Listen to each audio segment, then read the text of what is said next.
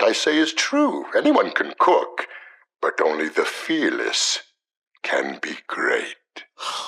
Pure poetry. For almost 2 decades, Pixar wasn't just a movie studio, it was a cultural event. When you saw that bouncing lamp logo before a film, it didn't matter what it was called, you just knew it was going to be good. Absolute classics like Toy Story, Monsters, Inc., The Incredibles, Finding Nemo, WALL-E, or Up, every single release felt like a new chapter in a golden age of animation, one that balanced heart, humor, and human emotion in a way nobody else could touch. But now, the lamp still hops, the logo still shines, but when a new Pixar movie drops, audiences are left wondering, where did the magic go? How are you doing that? I don't know. Where you do dumb stuff? One of Pixar's earliest successes came in 1986 with Luxo Jr. The short featured a pair of animated desk lamps and was a pioneering work in CGI animation. It demonstrated the emotional depth and expressiveness that could be achieved using computer graphics. Following their success, Pixar continued to produce short films. Red's Dream and Tin Toy each showed their knack for attaching emotional impact and empathy to everyday objects. Pixar eventually entered into a partnership with Walt Disney Pictures, and this collaboration led to the development of Toy Story, Pixar's first feature-length film. You are a toy! You are a child's plaything! You are a sad, strange little man. It was also the world's first fully computer-animated film, and instantly, Pixar became the future. Toy Story wasn't just groundbreaking because it was CGI, it was groundbreaking because it had soul. These were toys that questioned purpose, identity, and mortality, all wrapped in a buddy comedy for kids. It made $400 million worldwide, but more importantly, it proved Pixar could do what no other studio could: make movies that spoke to both adults and children at the same time. Hey, Ham, look, I'm Picasso. I don't get it.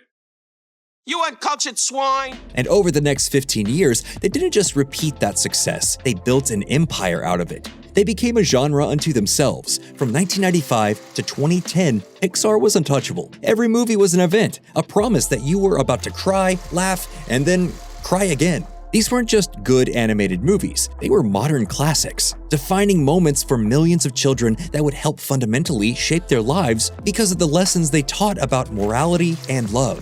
For performing above and beyond the call of duty, I would like to award you the highest honor I can bestow, the Ellie Badge.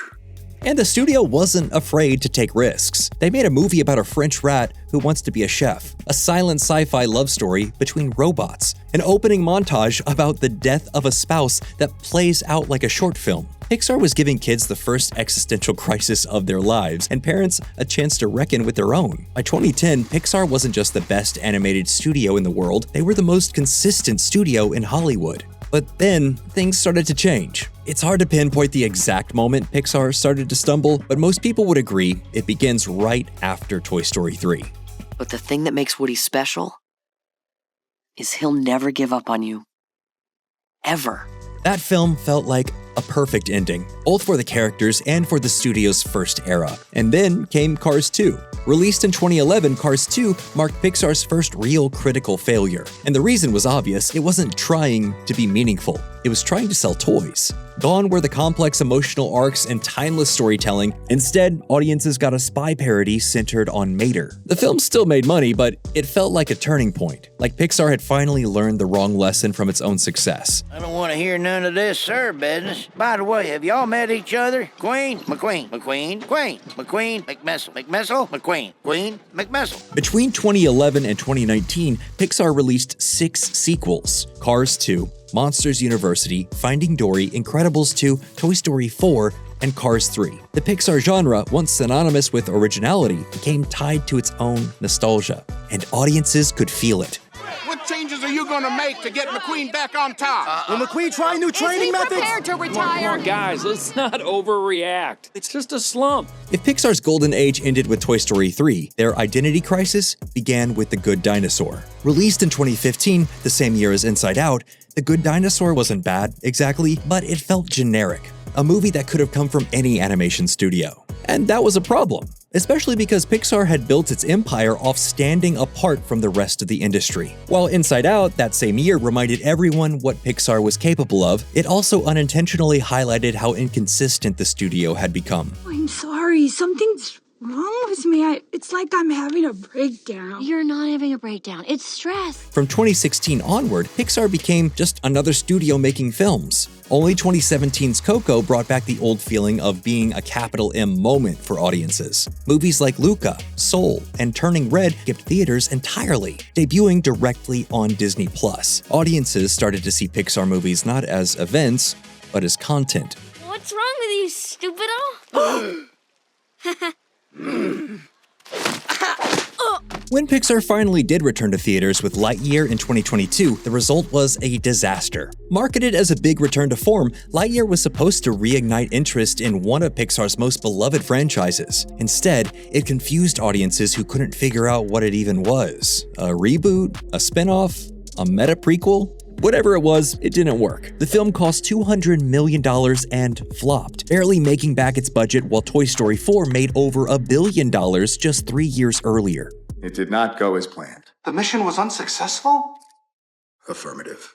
Oh no. But there's something deeper happening here too. For years, Pixar's strength came from how it spoke to adults through children's stories. Up wasn't really about adventure, it was about grief. The Incredibles wasn't just some superhero romp, it was a statement about the importance of family and a support system. Toy Story, the first 3 at least, were never about toys, they were about growing up and letting go. Pixar mastered the art of hiding profound existential themes inside colorful, family-friendly packages. But in recent years, that balance seems to have tilted too far toward just for kids. Films like Onward and Elemental have their moments, but their themes feel simplified. They're not bad movies, they're just fine. And fine is not what built Pixar's reputation. The studio that once pioneered the look of modern animation now feels like it's chasing its own formula. That formula just isn't connecting the way it used to. The world is often unkind to new talent, new creations.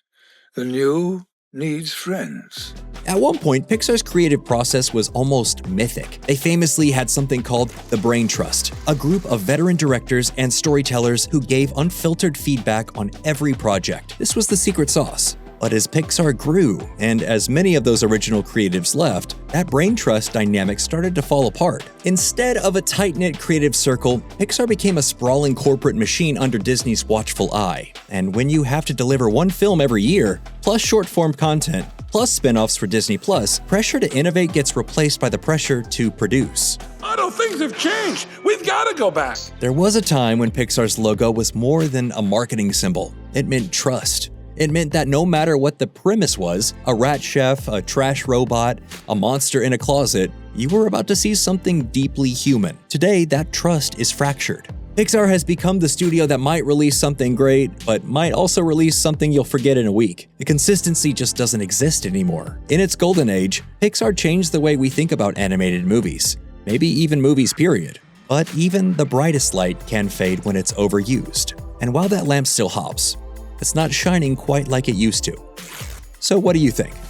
What other studio had such a murderer's row of successes only to fall so quickly? Let us know down in the comments below, and as always, thank you for watching.